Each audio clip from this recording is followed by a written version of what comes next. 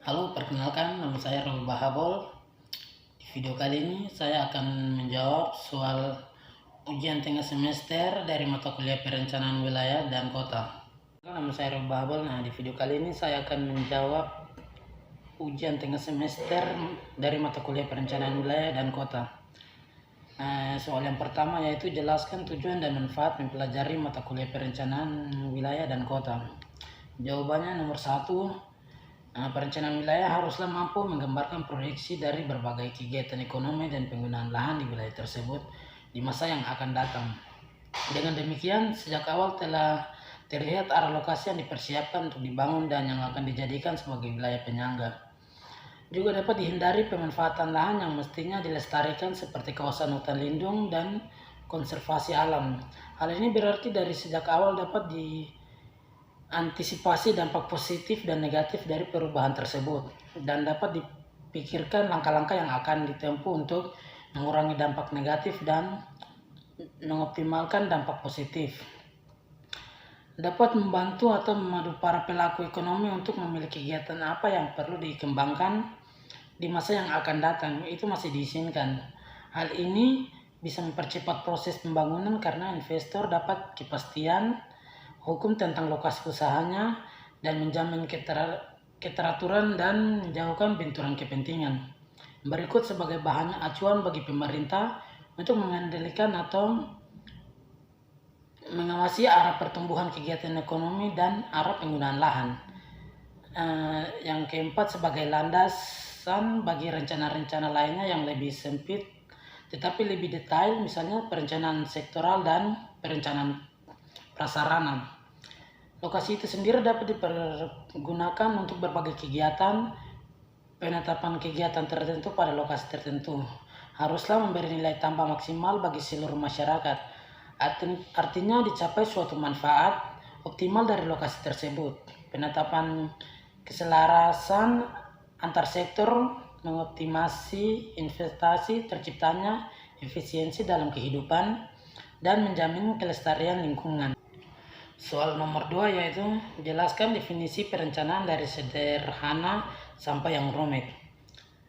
Proses perencanaan atau planning adalah bagian dari daur kegiatan manajemen yang terutama berhubungan dengan pengambilan keputusan, decision making, untuk masa depan baik jangka panjang maupun jangka pendek. Sehubungan dengan pokok pertanyaan apa, siapa, bagaimana, kapan, di mana, dan berapa, baik sehubungan dengan lembaga yang dimanajemeni maupun usaha-usahanya. Proses perencanaan dapat dilaksanakan menyeluruh, misalnya dalam perencanaan korporat, perencanaan strategis, atau perencanaan jangka panjang. Bisa juga dilakukan per divisi atau unit bisnis strategis menjadi rencana divisi atau anak perusahaan tertentu di dalam suatu koperasi yang lebih besar.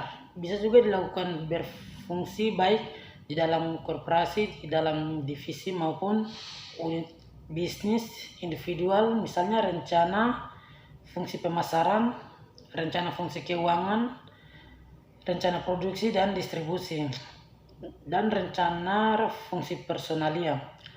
Bagaimanapun lingkup perencanaan yang dilakukan, pokok apa, siapa, bagaimana, kapan, di mana, dan berapa, perbedaannya menyangkut metode yang digunakan untuk menjawab pertanyaan-pertanyaan. Soal nomor 3 yaitu jelaskan jenis-jenis wilayah berdasarkan pandangan Glasson dan pandangan Hanafiya.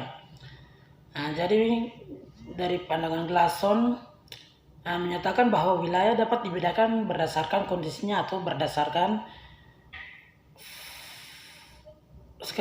fungsinya. Berdasarkan kondisinya, wilayah dapat dikelompokkan atas keseragaman isi. Misalnya wilayah perkebunan, wilayah peternakan, wilayah industri, dan sebagainya. Sedangkan berdasarkan fungsinya, suatu wilayah dapat dibedakan, misalnya kota dengan wilayah di belakangnya, lokasi produksi dengan wilayah pemasarannya, susunan orde perkotaan, jenjang hierarki jalur transportasi, dan sebagainya. Menurut Hanafiya, wilayah dapat pula dibedakan atas konsep absolut dan konsep relatif. Konsep absolut didasarkan pada keadaan fisik, dan sedangkan konsep relatif selain memperhatikan faktor fisik juga sekaligus memperhatikan fungsi sosial ekonomi dari ruang tersebut. Beberapa definisi ruang secara absolut. Yang pertama yaitu wilayah adalah sebutan untuk lingkungan permukiman bumi yang tentu batasnya. Yang kedua, suatu ruang di permukaan bumi mempunyai lokasi yang tetap dan tepat. Jarak terdekat antara dua titik adalah garis lurus. Yang ketiga, wilayah adalah suatu area dengan lokasi spesifik dan dalam aspek tertentu berbeda dengan area lain. Nah, soal nomor 4, jelaskan jenis-jenis kota dan cakupannya. Nah, jawabannya, klasifikasi kota dilihat dari jumlah penduduk kota. Memiliki 5 klasifikasi yang terbagi dalam kota kecil memiliki jumlah penduduk 20.000 hingga 50.000 jiwa. Kota sedang memiliki jumlah penduduk 50.000 sampai 100 jiwa. Kota besar memiliki jumlah penduduk 100.000 sampai 1 juta jiwa. Kota metropolitan memiliki jumlah penduduk 1 sampai 5 juta jiwa. Kota megapolitan memiliki jumlah penduduk lebih dari 5 juta jiwa. Kota memiliki ciri-ciri yang terbagi dalam 2 kelompok, yaitu fisik kota. Dilihat dari fisiknya, kota dikelompokkan menjadi beberapa, yakni memiliki daerah terbuka yang digunakan sebagai open space atau paru-paru kota, memiliki gedung pemerintahan, memiliki gedung perkantoran dan hiburan, memiliki sarana olahraga, memiliki alun-alun, memiliki lahan parkir, memiliki kompleks hunian untuk masyarakat ekonomi rendah, sedang, dan elit.